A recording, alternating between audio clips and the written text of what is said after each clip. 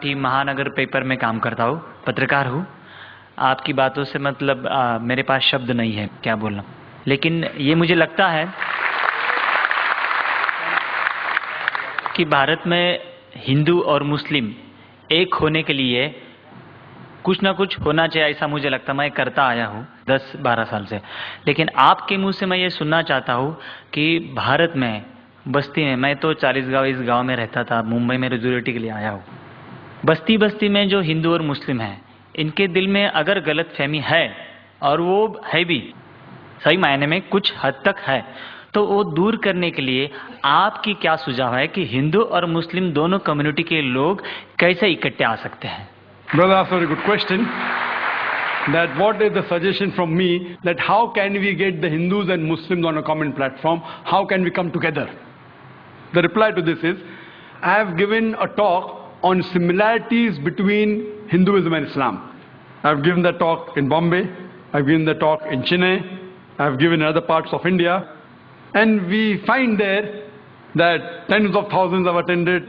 In Bombay about 20,000, in Chennai a similar number, and other parts of India, and many non-Muslims have attended, many Hindus have attended, thousands of them, and many of them told me that, Brother Zakir, there was a person, just a comment, that what I did not know about Hinduism in the past 40 years of my life, I have learned in the past 4 hours. I follow the guidance of the Quran of Surah Al-Imran chapter 3 verse 64, which says, Ta'alaw ila kalmatin sawa'in bainakum. Come to common terms as in us and you. Which is the first term? Allah na'budu illallah. That we worship none but one God. What we realize, that I don't believe in interfaith dialogue. We say that Hinduism is the same, Islam is the same, Christianity is the same. This is just a gimmick. If I ask the Hindu Pandit, will you become a Muslim? He'll say no. If I ask the Muslim, will you become a Christian? He'll say no. If I ask the priest, will you become a Hindu? He'll say no. So what is same? It's not same. We have to agree that there are differences, but there are similarities also. Let us agree at least to follow the commonalities. What is different, keep it aside. So what I say, that take all the religious scriptures, whether it be the Bhagavad Gita, whether it be the Veda, the Upanishad, the Bible, the Quran, at least what is common, what is different, keep it aside, we can discuss some other time, but at least what is common, let us agree to follow it. And I've given a talk and I've showed so many similarities. So many. So you can refer to my video cassette. And what happens, many of them are not aware, the Muslims are not aware of their religion. Similarly, the Hindus are not aware of their religion. Many of the Muslims objected. Similarities between Islam and Hindu is impossible. So many of the people came in the talk to attack. Now Rabbi, I'm bowling, what nonsense. Hindu and Muslim same. Ho hi nahi sakta hai. But when they heard the talk, they were shocked. Those who came to attack, they agreed with the talk. Similarly, many Hindus came. So what we realize, that what is common we should follow. And number one is Allah na'budu illallah, that we worship none but one God. That's the most common thing, and which you can give quotation. And we can give quotation from the Vedas, from the Bhagavad Gita. It is mentioned in the Chandogya Upanishad, chapter number 6, section number 2, verse number 1. Ekam evidityam, God is only one without a second. It's mentioned in the Shvetashvatara Upanishad, chapter number 6, verse number 9. Nachasya kasij, janita na chadipa. Of him, there are no Lord. He has got no parents. These are Sanskrit quotations. That means Almighty God has got no parents. He has got no Lord. Furthermore, if we analyze, it is mentioned in the Shvetashvatara Upanishad, chapter number 4, verse number 19. Natasya pratimasti. Of that God, there are no images. There is no pratima, there is no photograph, there is no idol, there is no image. Same thing in Yajurved, chapter number 32, verse number 3. Natasya pratimasti. Of that God, there are no images. So if you go back to your Vedas and your religious scriptures, it speaks about one God. So people many a time are not aware of the scriptures. And when the question, just a couple of days back, I had given an interview to Star News. They asked me, Brother Zakir, what is your view regarding Vande Mataram? Can the Muslims say or not? I said, what do the Muslims say? I'll come to it afterwards. I'll first tell you what the Hindu scriptures say. He was shocked. What do I mean by that? I said, if anyone who's a scholar of the Veda agrees that God has got no pratima.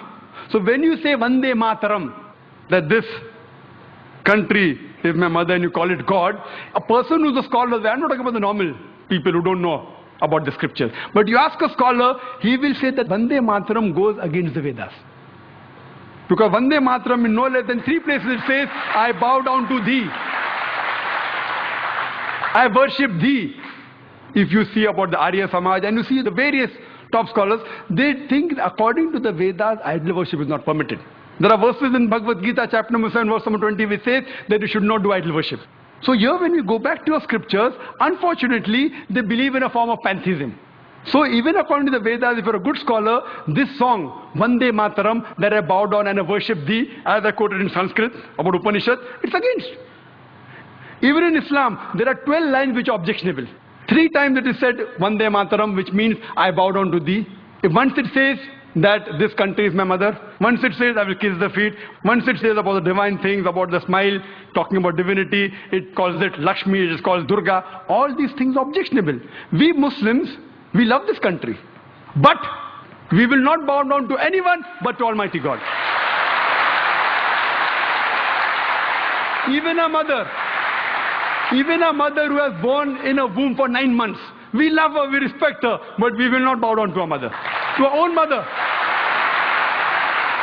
The number one human being who we love and respect in the world after Allah subhanahu wa ta'ala, it is Muhammad sallallahu alaihi wasallam. We will even not bow down to a Prophet Muhammad, peace be upon him. Is it required that we should sing this song, Vande Mataram? It is a political gimmick. Politicians, they thought they'll get the vote bank. They even made a gimmick on the date. You know when it was written by Bankim Chand Chattopadhyay in 1876. It was published in 1882. So where is century come now? And where's 7th September? They made a mistake, the politician, political gimmick. Furthermore, even a Muslim living in Saudi Arabia, he cannot bow down to his country, Saudi Arabia. Even a Muslim living in Pakistan cannot bow down to Pakistan. It is shirk. So to say that the Indian Muslims are not patriotic, it is our religion. Our creator, our God who has made this country is far superior. So we love this country. When required for the truth, we are willing to die for this country. But we will not bow down to anyone but Almighty God.